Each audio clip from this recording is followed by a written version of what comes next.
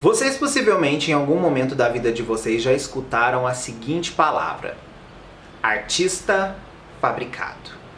Sim. O que afinal de contas é um artista fabricado? Como a gente identifica um artista fabricado? É sobre isso que a gente vai falar hoje. E aí, gente, tudo bem com vocês? Bem-vindos ao meu canal. Sou o Gabriel e hoje nós vamos falar sobre esse tema que pode gerar um pouco de polêmica na cabeça das pessoas, mas precisamos sim ter um filtro para entender como determinadas coisas funcionam na indústria fonográfica, ok? Já quero deixar claro que eu não quero denegrir nenhum artista com este vídeo, pelo contrário, eu quero ensinar aos fãs a conhecer mais ainda o seu artista, a conhecer mais esse outro lado da indústria, tá bom? Bom, primeira coisa que a gente precisa entender sobre artistas fabricados. O artista fabricado, ele é, afinal de contas, o quê? Um artista fabricado nada mais é, gente, do que um artista que ele é simbolicamente feito para um público, né, com toda uma carga de simbolismos, de músicas, de comportamento para aquele público absorver. Vou dar um exemplo para vocês. Nós tivemos Britney Spears, que foi o grande acontecimento dos final dos anos 90, né? A Britney, ela foi construída perfeitamente para o público que estava iniciando a sua fase de consumo, que foram os adolescentes. Como funciona isso? A gente cria uma realidade, né, através de um álbum, com coisas que os adolescentes têm naquele momento da vida deles, que é primeiros relacionamentos, primeiros beijos, primeiras experiências, enfim, todas essas primeiras coisas que nos fazem aventurar nessa coisa do amor. Criamos essa realidade alternativa e perfeita, né? Com essa mensagem de que todos querem escutar sobre, né, essas coisas. Colocamos em um CD, colocamos o artista com um estereótipo adolescente que seja, assim, palpável, tanto para as pessoas que têm já acontecendo essas coisas na vida delas e que elas se conectam com isso, e também pessoas que já começam a dar os primeiros sinais para essas coisas das vidas delas. Ou seja, tanto para aqueles adolescentes que estão tipo com seus 11, 12 anos e adolescente que tem seus 15, 16 anos, né? Que é a fase que a vida deles já começa a ter maiores experiências. E o que acontece? Lançamos essa artista. Detalhe, a voz do artista também faz muita diferença. Vozes agudas na indústria da música têm muito mais possibilidade de fazer sucesso do que vozes graves. Isso é um fato. Mas onde entra a competitividade das gravadoras? Entra no momento que as gravadoras elas precisam lançar artistas similares a esses para também gerar, né, outros produtos para o público, né? E entra já a concorrência mesmo, porque vocês entendam, gente. Gravadoras, indústria da música, tudo isso é como se a gente fosse num supermercado. Existem marcas diferentes oferecendo os produtos diferentes, né? Ou iguais, porém com pesos simbólicos diferentes. Ou uma embalagem mais bem feita, ou uma campanha publicitária que tenha mais apelo e sedução a você comprar aquele produto. Enfim, tem todo um esquema para você poder se conectar àquilo. E o que acontece? Quando lançaram a Christina, que foi a grande concorrente da Britney, né? O que as gravadoras buscaram? Eles precisavam vender tudo que a Britney tinha com mais alguma coisa. O que foi a alguma coisa que colocaram da Christina? Foi o diferencial da voz, em que a Christina ela conseguia fazer coisas com a voz que a Britney não fazia. E foi uma super jogada, porque deu muito certo. Ambas tiveram um ótimo sucesso. Mas outras gravadoras vieram lançando outros artistas abaixo delas. Tivemos a Mandy Moore, que veio de outra gravadora, assim como a Jessica Simpson, que veio de outra gravadora. Mas todas neste nicho dessas artistas perfeitas. Mas qual é o momento que a indústria fonográfica, né, e esses artistas fabricados precisam cuidar minuciosamente do seu produto?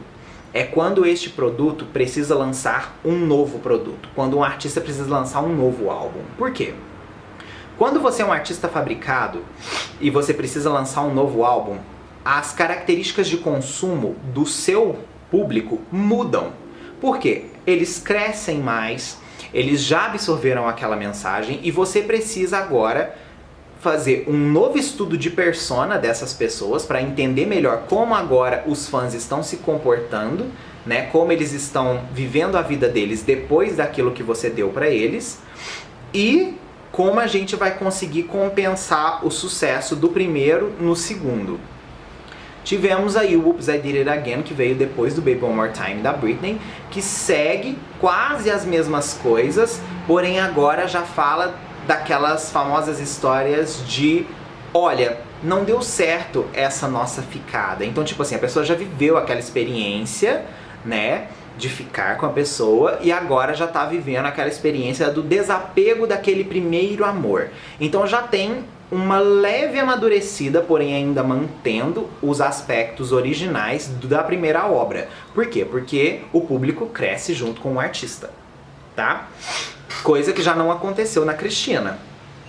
A Christina do álbum Christina Aguilera para o álbum dela, né, Stripped, nós tivemos aí um tempo maior, né, de... Assim, claro, ela fez álbum em espanhol, ela migrou para outros públicos, né? A Britney se manteve estável nos Estados Unidos. Ela fez álbum em espanhol, ela fez álbum de Natal, ela buscou outras coisas que a característica vocal dela permitisse que ela fizesse, ok?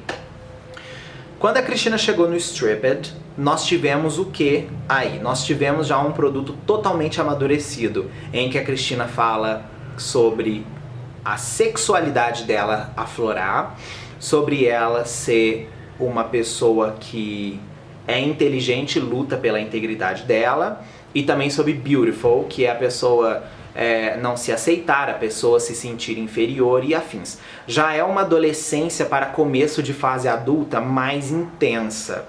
Por quê? Porque no caso da Britney, a Britney manteve aquela realidade perfeita do adolescente. A Christina não foi pela realidade perfeita do adolescente. Ela foi pela aquela realidade imperfeita, aquela realidade que parte dos adolescentes sofrem, tá? Mas eles tentam não admitir para eles mesmos que eles estão passando por aquilo.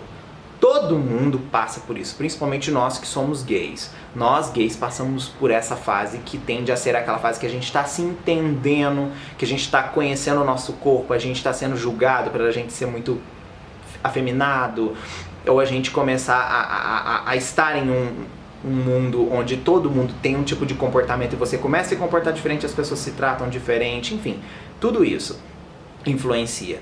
Então o Stripped, ele acabou indo para um público diferente, por mais que igual, né, em questão de etário, né, da Britney, mas mesmo assim com um amadurecimento muito... Enfim, tivemos N artistas que dá para levar em consideração todas essas histórias. O problema dos artistas fabricados, gente, é que o que acontece é o seguinte: quando a geração muda, tá? Eu tenho hoje 26 anos, tá? Eu cresci ouvindo Britney e Christina, tá? Sempre as duas juntas. Nunca gostei mais de uma do que da outra. Eu tenho tanto o trabalho de uma como o meu predileto, quanto o trabalho da outra. Porém, o que acontece? Com a mudança da geração, como que a Britney e a Christina vão continuar no mercado relevante? Elas não podem ser pessoas de 30 anos cantando coisas para adolescentes. Não condiz com a realidade delas. Fica uma coisa forçada, uma coisa que não conta a história delas, entende?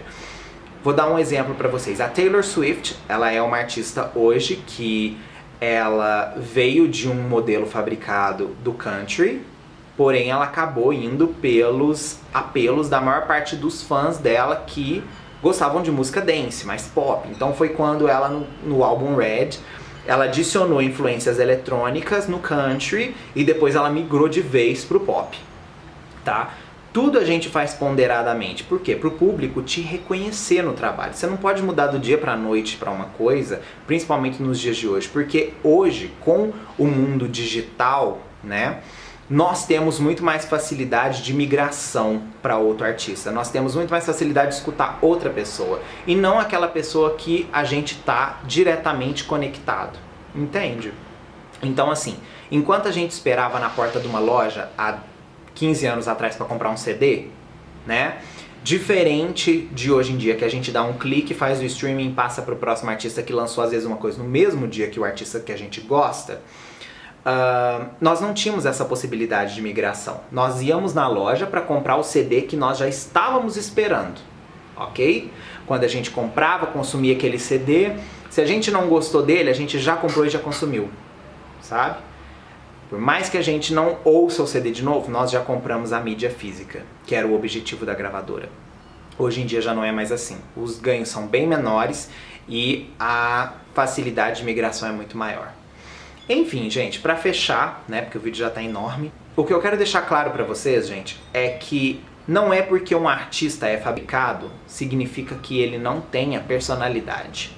O artista fabricado, ele simplesmente é um conjunto de estereótipos feitos pela gravadora. A partir do momento que ele toma frente do que ele quer fazer e ele se expressa como ele é e como a gente espera que ele seja, nós temos a grande possibilidade de amarmos ainda mais ou de ficarmos extremamente frustrados. Mas eu acho que o fã sempre tem que estar apto a ouvir todos os estados dos artistas. Afinal de contas, artista produz arte, ok? Grande beijo pra vocês e até o próximo vídeo aí pra gente.